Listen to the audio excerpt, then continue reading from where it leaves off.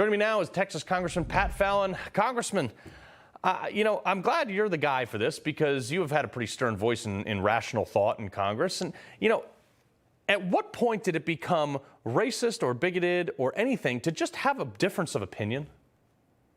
Well, Carl, first of all, keep on preaching, brother, because that was a great intro and monologue, because everything you're saying is true. If the left is allergic, their kryptonite is dissent. And if you disagree with them, they have to demonize you in some way. Right. So they always have these pejoratives that I don't even like to repeat. But they try to say that if you believe this certain way or you look a certain way, you have more weight, you have more import, you are better than someone else. And it's just ridiculous. Yeah, no, it is. Actually, I saw probably one of the greatest clapbacks on Twitter once. And like one person says, I don't see the word AR-15 anywhere in the Constitution. And someone also said, well, can you show me where it says the word gay in the Constitution? And the answer is right. Neither is in the Constitution, but both are rights that should be fought for. I mean, am I wrong? You know what?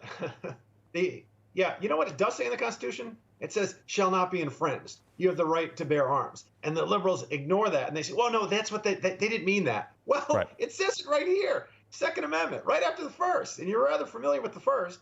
And the second protects the first. Yeah. So, again, absolutely ludicrous. And you know what, Carl, at the end of the day, if the left didn't have double standards, they wouldn't have any standards at all. That's true. But you're talking about the First Amendment here. We've seen Elon Musk, who has basically neutralized one of their largest control platforms, which is Twitter, and they've lost their mind. They said, you can't have an even playing field with a free and fair exchange of ideas. That shoots down our narrative.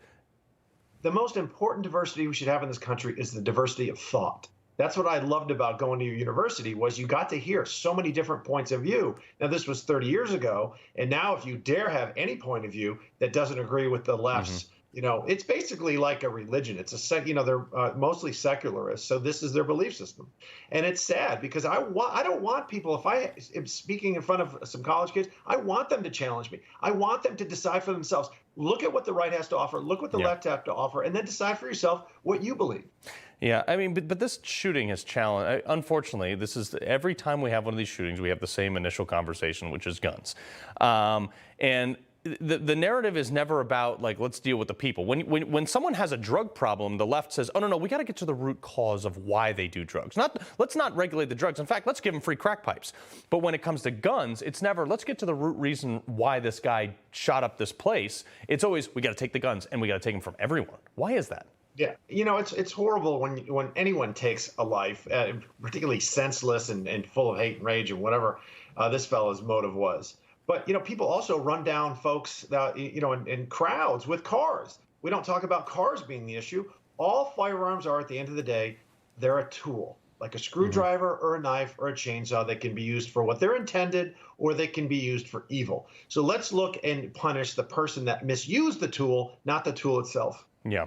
Well, I want to get to the House because Republicans are obviously poised to, have their elections, and it looks like McCarthy's going to be the speaker. Hakeem Jeffries, though, is going to kind of take the realm as the leader of the Democratic Party in the House. I mean, this is a guy who a while back supported hearings on reparations. I mean, he's not exactly a mainstream Republican. What's your taking on how he's going to be received? Well, you know what I noticed about the left and the Democrats? The newer ones that are coming in are further and further to the left. Crazy. Case in point, Cori Bush had an amendment to one of their voting rights bills, rights in parentheses, putting their thumb on the scale more like. But anyhow, she said that she wanted convicted felons while incarcerated to have the right to vote.